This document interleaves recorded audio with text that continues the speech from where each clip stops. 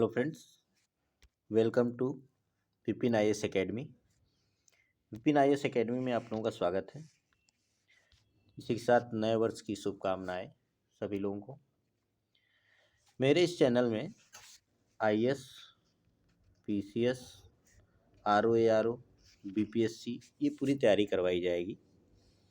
सबसे पहले हम लोग जो बैच स्टार्ट कर रहे हैं वो यूपी पीसीएस 2000 प्रीलिम्स 2026 का प्रीलिम्स का है। ये इसमें हम लोग क्या पढ़ने वाले हैं, सबसे पहले इतिहास से शुरू करेंगे। इसमें क्या क्या करवाएंगे, हम पीवाईक्यू करवाएंगे, घटना चक्र भी करवाएंगे, प्लस क्वेश्चन बनाएंगे।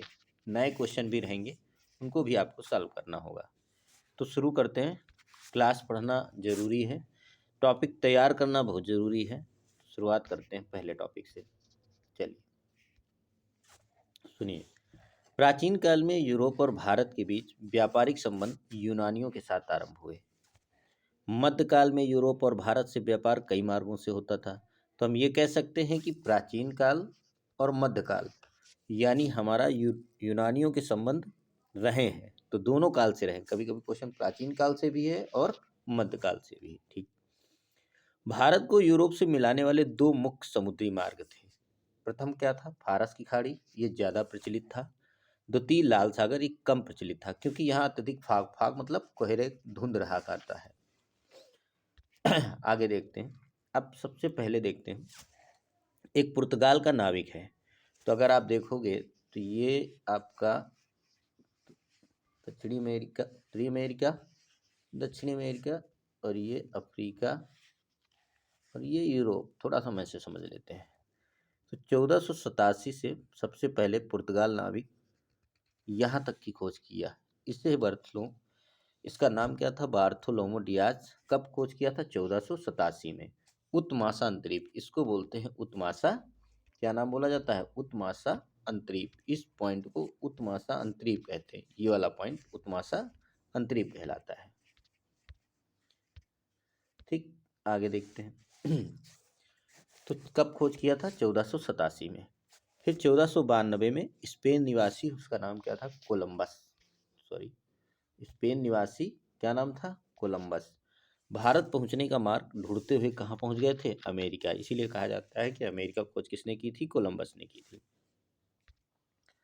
अब यूरोपियों का आगमन का अगर क्रम देखें तो ये भी पूछा जाता है, कंपनी का क्रम और आगमन का क्रम।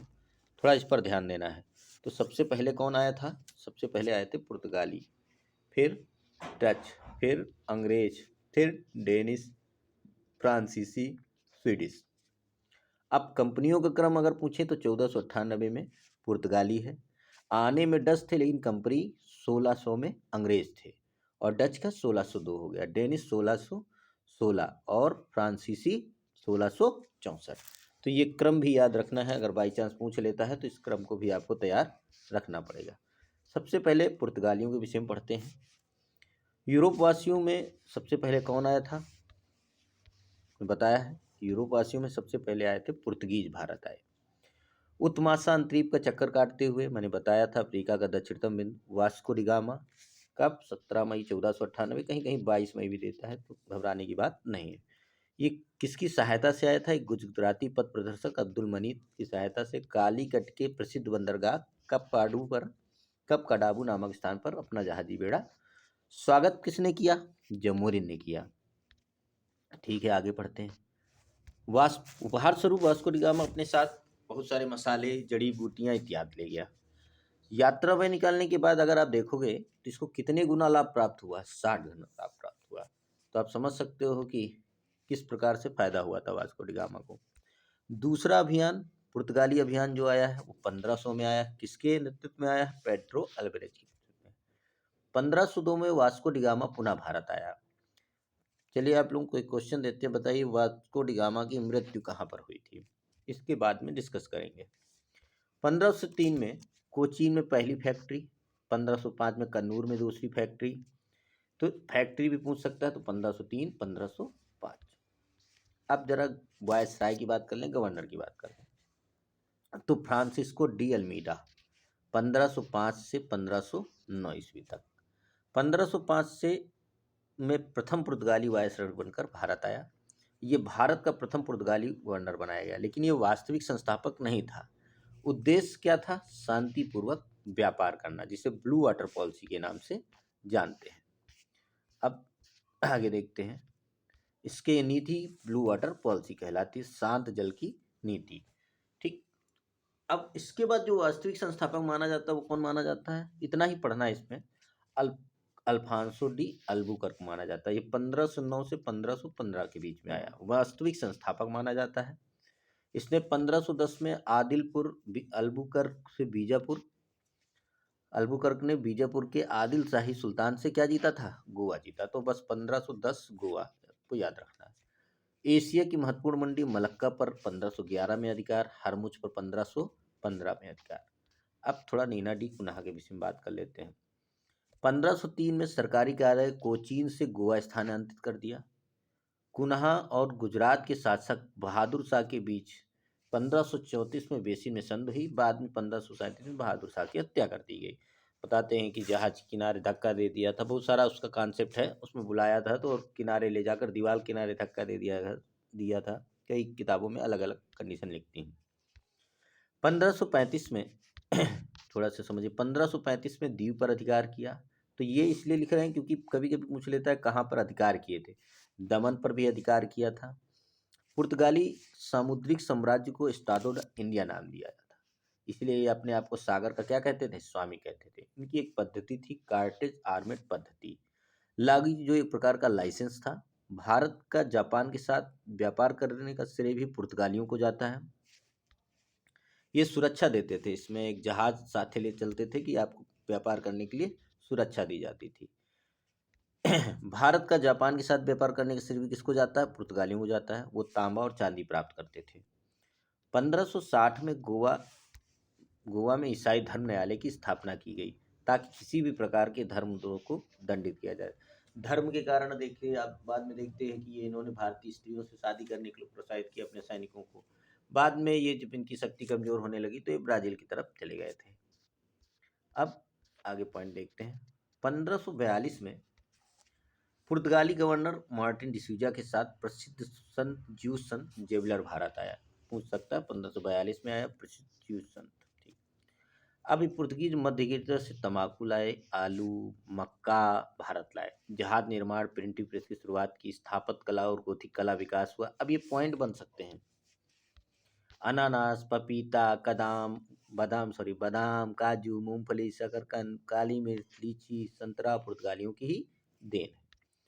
तो लगभग इसमें इतना ही पढ़ना है, और बाकी तो बहुत सारे डीप अभी चलेंगे तो आगे पढ़ते रहेंगे। अब जरा क्वेश्चन करिएगा। मध्यकाल में सर्वप्रथम भारत से व्यापार संबंध स्थापित करने वाले पुर्तगाली।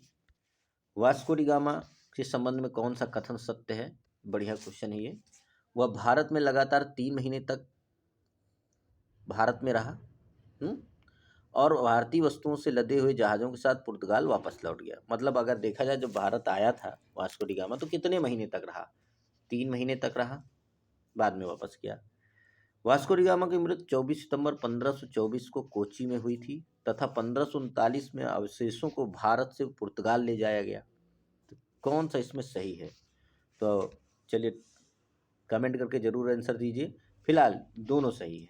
ठीक है, तो यहाँ से कोची में थी, लेकिन यहाँ से उसकी अवशेषों को खुदाई करके फिर से ले जाया गया। आगे देखते हैं। इसके बाद हम लोग पढ़ते हैं डच।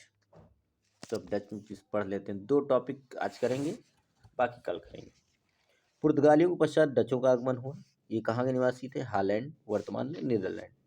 1595-96 में कार्लेस हाउटमैन के नेतृत्व में पहला डच अभियान पूर्वी जगत पहुंचा। ये इंडोनेशिया में पहले जगह, बाद में ये भारत की तरफ रुख किए। 1602 ईस्वी में विभिन्न डच कंपनियां मिलाकर United East India Company of Netherlands के नाम से विशाल व्यापारिक स्थापना की, जिसे वीओसी नाम था। ये देखिए, प्रारंभ में ये इंडोनेशिया तक केंद्रित थे, मसालों के व्यापार में संलग्न थे। लेकिन भारत में देखेंगे तो ये वस्त्र का निर्यात, सूती वस्त्रों का निर्यात देखा जाए तो इन्हीं के माध्यम से माना जाता है, श्रेय इन्हीं को दिया जाता है।